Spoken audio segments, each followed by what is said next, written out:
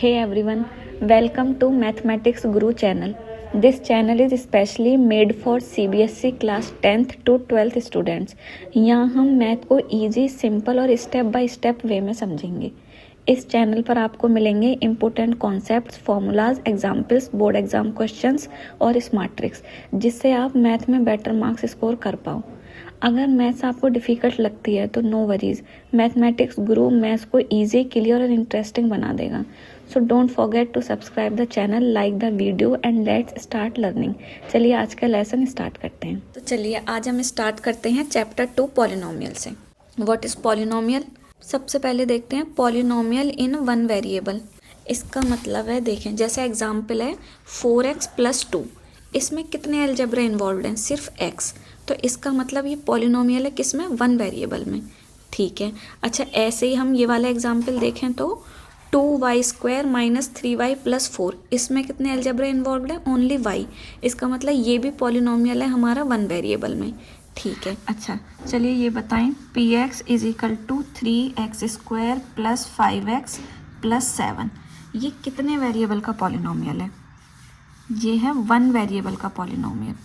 One variable polynomial. One variable का क्यों? इसमें सिर्फ क्या इन्वॉल्व है? x. अच्छा, हमने लिखा px का मतलब है पॉलिनोमियल है हमारा किस अलजेब्रा में? x में. अच्छा, अगर मैं ऐसे लिख दूं py = 3y² + 5y + 7, यानी कि ये पॉलिनोमियल है वन वेरिएबल में, और वेरिएबल क्या है उसमें? y. तो जिस वेरिएबल में पॉलिनोमियल होगा हम वही लिखेंगे कि पॉलिनोमियल है y में. ठीक है. अच्छा, दूसरा एग्जाम्पल लें. अब मैंने लिखा 3x + में y. इसमें कितने वेरिएबल इन्वॉल्व हैं? एक x और एक y, यानी कि ये पॉलिनोमियल है टू वेरिएबल में. ठीक है. अच्छा, ये बताएं ये कितने का है? y + में z. ये कितने वेरिएबल का पॉलिनोमियल है? एक y है और एक z है, यानी ये पॉलिनोमियल है टू वेरिएबल में.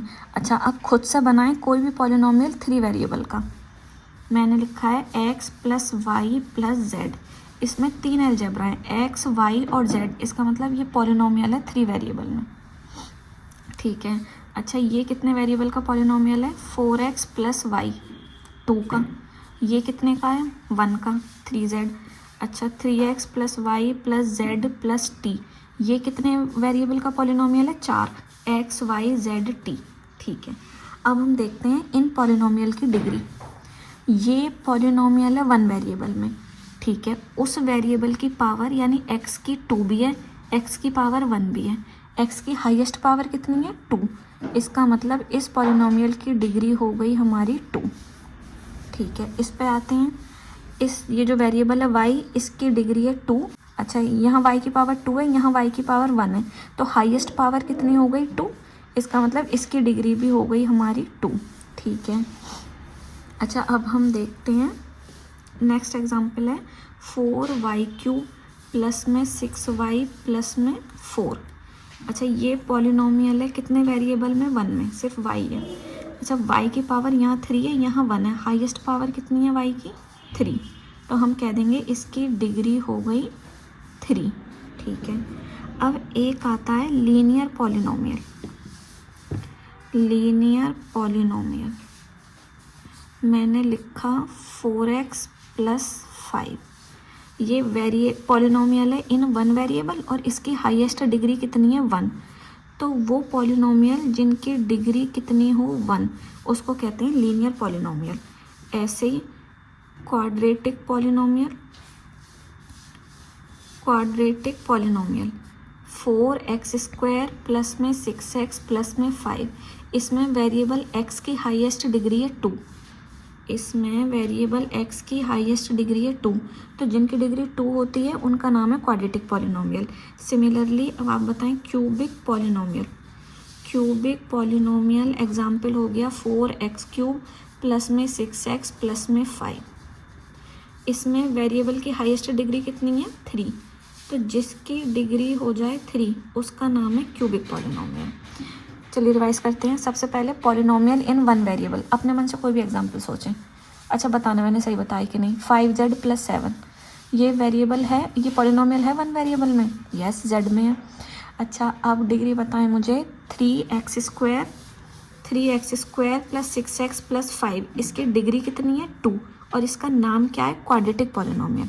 एक और एग्जांपल 4z² प्लस में 6z प्लस में 5 प्लस में z की क्यूब। ये कितने वेरिएबल का पॉलिनोमियल है, 1 वेरिएबल का z में, और z की हाईएस्ट पावर कितनी है 3। इसका मतलब इसकी डिग्री कितनी हो गई 3 और इसका नाम हो गया क्यूबिक पॉलिनोमियल। क्यूबिक पॉलिनोमियल, ठीक है। अब मैंने लिखा p of x is equal to 4x plus में 5, 4x प्लस में 5। x की वो वैल्यू जो इस पूरी टर्म को ज़ीरो कर दे, x की वो वैल्यू जो इस पूरी टर्म को ज़ीरो कर दे। अच्छा, मैं आसानी के लिए चेंज करती हूँ polynomial. px is equal to 4x minus 4, ये है। x की हमें वो वाली वैल्यू देखनी है जिस पे कि ये पूरी टर्म क्या हो जाए ज़ीरो। जैसे अगर हम x की जगह 1 रख दें, ठीक है, चलो रखते हैं। p1 is equal to 4, x की जगह 1 माइनस 4, 4 माइनस 4 ये कितना आ गया 0। यानी x की वैल्यू जब 1 होगी तो इस पॉलिनोमियल की वैल्यू कितनी होगी 0। इसका मतलब है कि x इज इक्वल टू 1, यानी 1 क्या है इस पॉलिनोमियल का 0।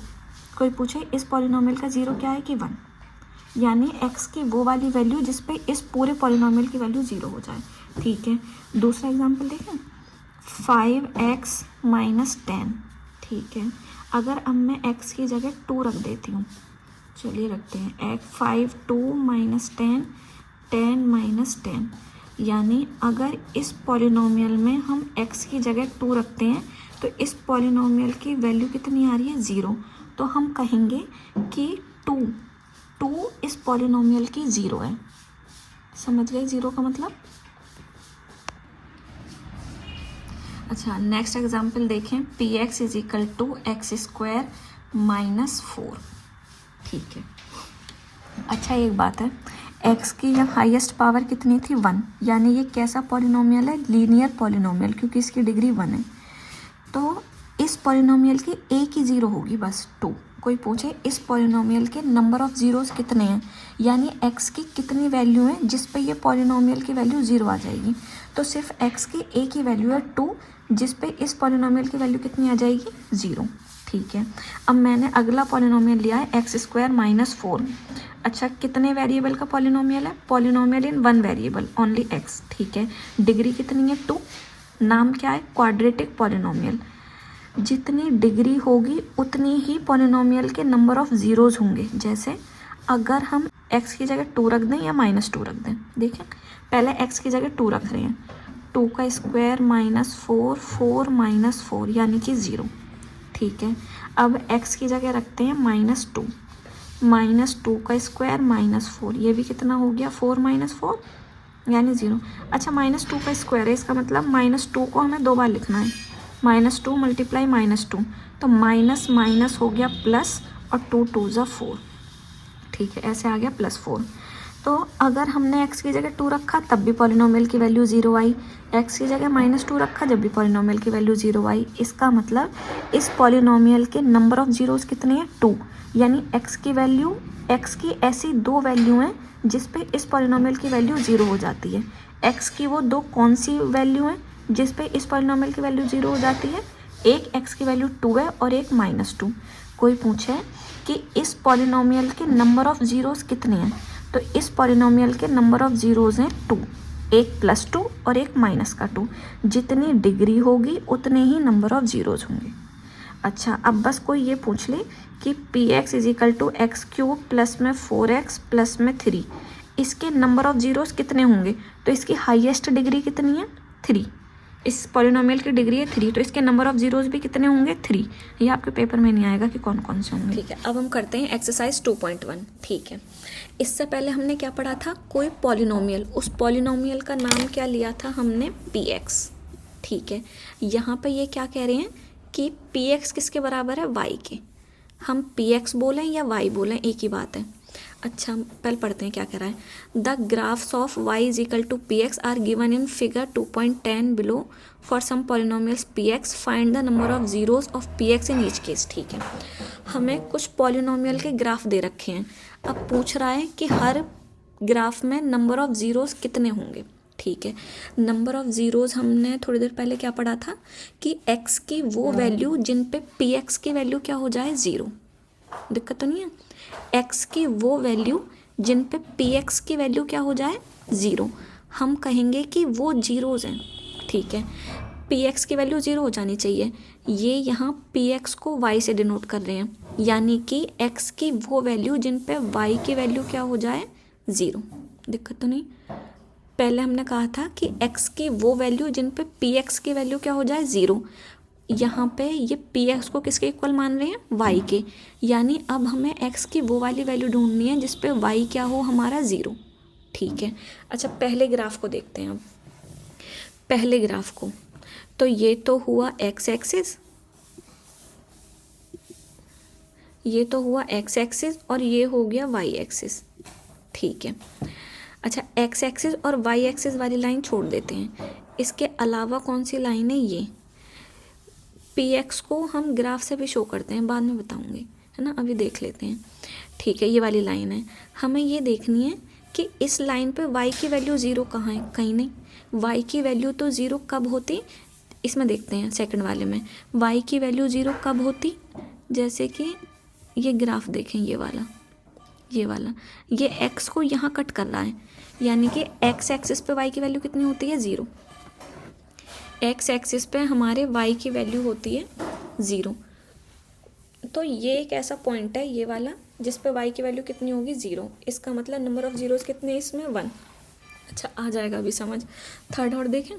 अच्छा x एक्सिस पे y की वैल्यू 0 है, तो हम देख लेंगे कि x एक्सिस पे कर्व का एक पॉइंट ये आ रहा है 1, 2 और 3, यानी इस ग्राफ में नंबर ऑफ जीरोस कितने हैं 3।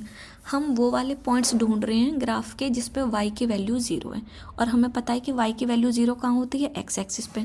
अच्छा सिमिलरली अब हम नीचे वाले में देखें। अच्छा ये हुआ x एक्सिस, इस पे ग्राफ का यानी कर्व का एक पॉइंट ये आ रहा है, एक पॉइंट ये आ रहा है, यानी इस पे नंबर ऑफ जीरोस कितने हैं 2। चलिए इसमें देखते हैं 1 2 3 4, इसमें नंबर ऑफ ज़ीरोज़ है 4, क्योंकि इन पॉइंट्स पे y की वैल्यू क्या है 0। ठीक है, इसमें देखें 1 2, ये एक ही मानेंगे, ये एक ही मानेंगे 2, और ये 3 1 2 3, यानी इसमें नंबर ऑफ ज़ीरोज़ कितने हैं 3। ठीक है, अब चलते हैं फर्स्ट पे। x एक्सिस पे कर्व का एक भी पॉइंट नहीं है, यानी कि इसमें नंबर ऑफ ज़ीरोज़ कितने हैं 0। ठीक है, आज के लिए इतना ही। कल अगली वीडियो में दोबारा रिवाइज करेंगे, फिर आगे चलेंगे। अच्छा कोई भी डाउट या कुछ भी प्रॉब्लम हो आप कमेंट्स में लिख सकते हैं, कुछ भी। आज के लिए इतना ही। याद रखो मैथ्स टफ नहीं होती, बस प्रैक्टिस की ज़रूरत होती है। See you in the next video.